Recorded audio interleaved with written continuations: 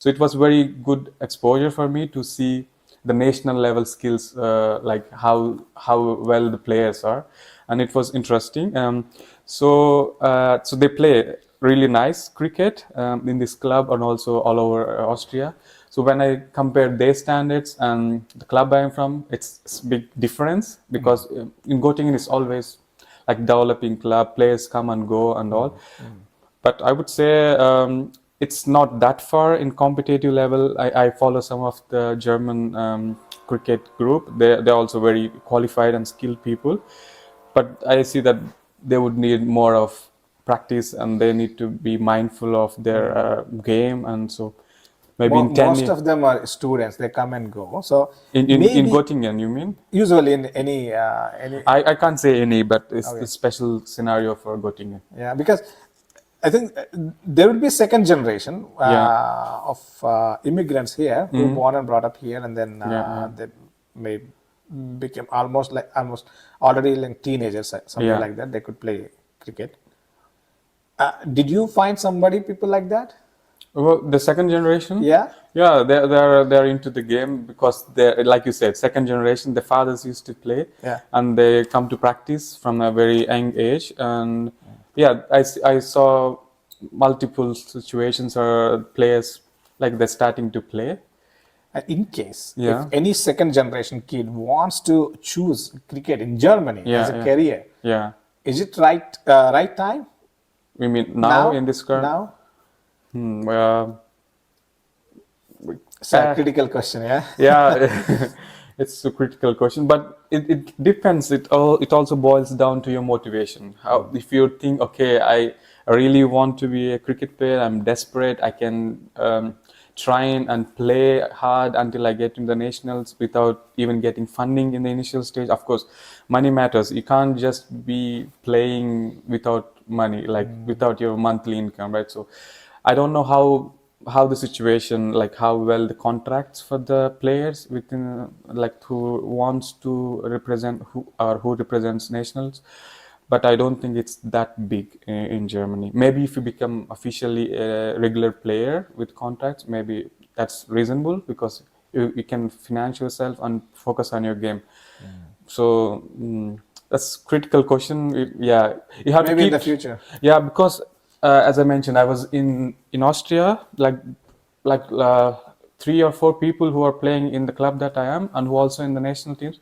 They used to work in restaurants and then play for the nationals. So that explains the financial situation is not so strong, even though they're representing the national team of Austria. So yeah, so it's critical. Maybe this situation will improve further when. Yeah, once if it is selected for an international. Yeah, so and when then- standards, you raise the standards of the Yeah. country with this game. So yeah. Okay, that's interesting. So that's how we started the podcast and went into Okay. Yeah, but this is interesting. Yeah, especially. I mean, cricket aspirants mostly. Yeah. Apart from studies, people also look Exactly. into sports when they come to foreign countries. So I think for me, it's also something that keeps me alive. You know, apart from regular work that I do, like either studying before or working now.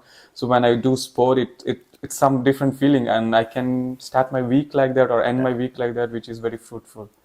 Especially countries like Germany, Yeah. especially in winter, if you don't find somebody to play cricket or kind of team games,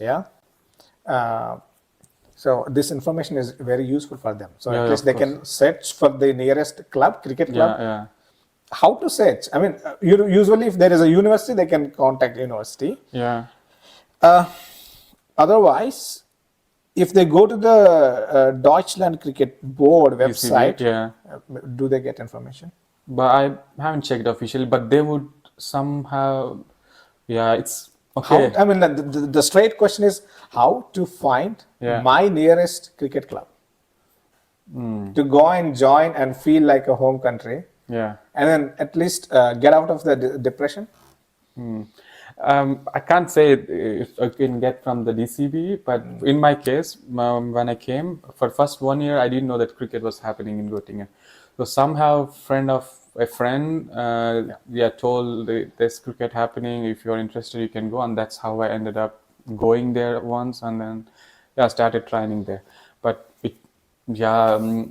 some, for example, we also have a Facebook page, like from Göttingen, where you can say, okay, we can see the videos of our practice sessions and the timings and the link where the ground is, where we train, and the seasons of how, like in indoor, outdoor, where when we train, the timings. So I would suggest, like wherever the city is that you are, maybe look for your city name and the cricket. So maybe that will give you some info in Facebook or Instagram. Nowadays, you go into web and you can find literally everything. So yeah. Because if there is such a facility, an indoors facility is available, like in the uni sports or wherever, Yeah. it's well and good. I mean, they can simply go there and play for 1 or 2 hours. Yeah, I mean, especially with the University of Göttingen sports, is that they give importance to every game, and they want to encourage people to come out and play sports, and so which is quite a good thing what they do. So yeah, that's very positive from them. So they want to encourage people to play and integrate and part of some group activities. So yeah, Interesting. So, Vamsi, what do you do? what do I do? Yeah. Um, I keep living my life. And then to live, what you do? To live, I try to work. You try to work. Yeah. Okay. Yeah. What is the work? Yeah, not so long ago, I finished my master's here. Now I'm working as a research assistant in the University of Göttingen. So that would take my all the week, and then weekends I'm practicing my sports. Okay. So you are an employee of university. Yes, officially. Okay. Can you explain a bit about the work that you do? Yeah, it's in agriculture department, plant nutrition and physiology. So we basically check the greenhouse gas emissions in the field. So we take the data on different fertilizing grounds, and then we see the emissions. And so we have to take the gas samples almost twice a week in two different projects that I work From the fields. from the fields. Okay. So From like fields of farmers. like the maize, like we plant it from seed, and we have to monitor it In the farms of university. in the farms of university. So, and then we take the samples to lab and we analyze them, and we see the peaks where when the emissions are high, which conditions. We also take the soil data and the temperature in the soil and in the atmosphere, and the rain data, the moisture, and also officially we collect the bulk density of the soil. So different